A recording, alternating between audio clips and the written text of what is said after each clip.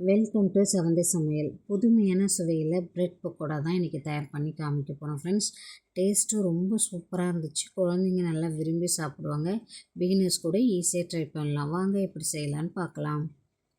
அதுக்கு நான் பிரெட்டு துண்டுகளை எடுத்து வச்சுருக்கேன். இதை இப்போ ஒரு மிக்சர் ஜாரில் சேர்த்துட்டு நல்லா கிரைண்ட் பண்ணி எடுத்துக்கலாம். இது போல் உடச்சி விட்டுட்டு சேர்த்துக்கோங்க ஃப்ரெண்ட்ஸ். எல்லாத்தையும் நல்லா சேர்த்துட்டு இது போல் நல்லா கிரைண்ட் பண்ணி எடுத்துக்கலாம். இப்போ கிரைண்ட் பண்ணதை இப்போ ஒரு பவுலில் நான் ஆட் பண்ணிக்கிறேன்.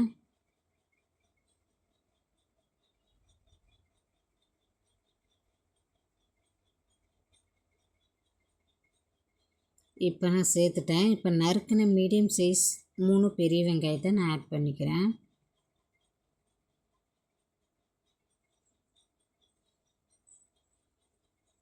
ஒரு பெரிய பச்சை மிளகாவை பொடிசாக அது போல் நறுக்கிட்டு சேர்த்துக்கலாம். 1 ஸ்பூன் போல் சீரகத்தூள், 1 ஸ்பூன் காஷ்மீரி மிளகாய் தூள். இதில் காரம் இருக்காது, கலர் நல்லா கிடைக்கும்.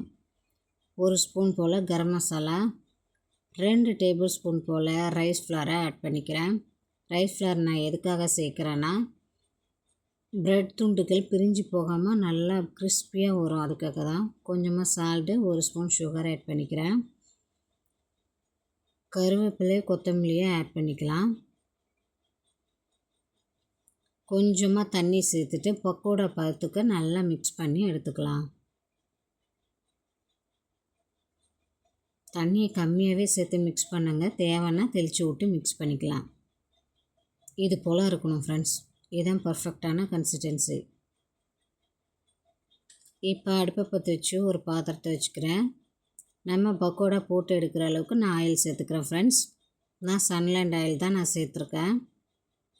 ஆயில் லைட்டாக ஹீட் ஆனதுக்கப்புறமா கொஞ்சம் கொஞ்சமாக இது போல் எடுத்து நம்ம உதிர்த்து விட்டுக்கலாம்.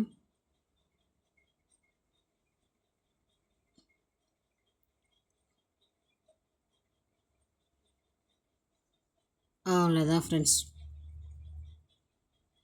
இந்த அளவுக்கு செவந்ததும் எடுத்து நம்ம சர்வ் பண்ணிக்கலாம் சூடாக. அவ்வளோதான் ஃப்ரெண்ட்ஸ். என்னோடய ஸ்டைலில் அட்டகாசமான சுவையில் புதுமையான சுவையில் பக்கோடா தயாராகியாச்சு. கண்டிப்பாக இதே மெத்தடில் நீங்களும் உங்கள் வீட்டில் ட்ரை பண்ணி பாருங்கள் ஃப்ரெண்ட்ஸ். குழந்தைங்க நல்லா விரும்பி சாப்பிடுவாங்க.